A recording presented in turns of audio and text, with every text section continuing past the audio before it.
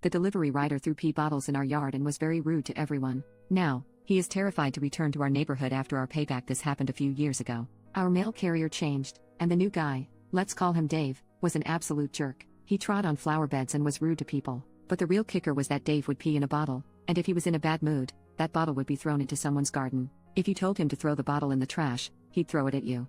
Dave was the son of the postmaster, Bob, an older guy with a boys will be boys mindset, and best friends with the local sheriff, Steve. If you talked to Bob about his son, it would be excuses, he's a foster kid, he's had a hard life, and so on. If you went to Steve, it would be boys will be boys, Dave was in his 30s, or postmaster Bob is dealing with it personally. One day, in the middle of summer, the neighborhood kids got to see Mailman Dave being his usual sunny self. It seemed Dave was mean to them, too. The kids were outside playing with their water pistols, and one of them had this real high-power device that sent the water a good 10 feet or more, and the kid who owned it, Orrin, was a great shot. It was a lovely day, 30 degrees in the sun, and I was out back preparing dinner. Suddenly, there was this blood-curdling scream from Dave, and the whole neighborhood came running to see what happened. Turns out, Orrin had loaded his water pistol with one of Dave's pee bottles and topped it off with a can of Red Bull. Now Dave was covered in a disgusting, sticky, pee and sugar mess, which was starting to stink to high heaven. One of my neighbors offered to let Dave use her shower. He ran off to another house, grabbed the hose, and turned it on himself. So now Dave was sticky,